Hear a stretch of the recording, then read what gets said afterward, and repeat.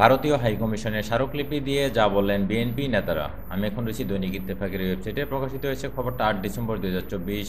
বিস্তারিত জানাচ্ছি। ভারতের ত্রিপুরা রাজ্যের আগরতলায় বাংলাদেশের সহকারী হাইকমিশনে হামলা, জাতীয় পতাকার অবমাননা এবং সাম্প্রদায়িক দাঙ্গা সৃষ্টির অপচেষ্টার প্রতিবাদে ভারতীয় হাইকমিশনের স্মারকলিপি দিয়েছে বিএনপির ৩ অঙ্গ সংগঠন। রোববার ৮ ডিসেম্বর দুপুরে সোয়া ১১টায় ভারতীয় হাইকমিশনের যুবদল, স্বেচ্ছাসেবক দল ও জাতীয়তাবাদী ছাত্রদলের ৬ জন প্রতিনিধি ওই স্মারকলিপি জমা দেন।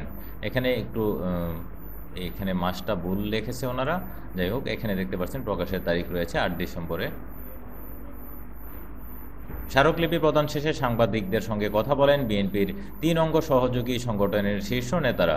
এ সময় যুবদলের সভাপতি আব্দুল মোনায়েম মুন্না বলেন, আমরা ভারতীয় হাইকমিশনে স্মারকলিপি দিয়েছি, আমরা কোনো প্রকার অশান্তিতে বিশ্বাসী না। তিনি বলেন, বাংলাদেশের মুসলমানরা শান্তিপ্রিয়, তারা অত্যন্ত ধৈর্যশীল। আমাদের কোনো প্রভু নেই, আমাদের বন্ধু আছে, আমরা আগ্রাসীতে বিশ্বাসী নই। যুবদলের সাধারণ সম্পাদক নুরুল ইসলাম নয়ন বলেন, বাংলাদেশের বিরুদ্ধে যে কোনো ষড়যন্ত্র আমরা ঐক্যবদ্ধভাবে রুখে দেব।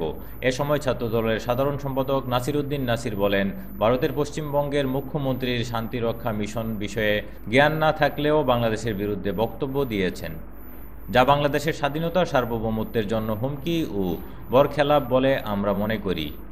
বাংলাদেশের জনগণের কথা, যুবদল, ছাত্রদল, স্বেচ্ছাসেবক দলের কথা, আমাদের শান্তিপূর্ণ অবস্থানের কথা আমরা জানিয়ে দিয়েছি। বাংলাদেশের মানুষের প্রতিবাদ দিয়ে আমরা এই পদযাত্রা ও স্মারকলিপি প্রদান শেষ করেছি।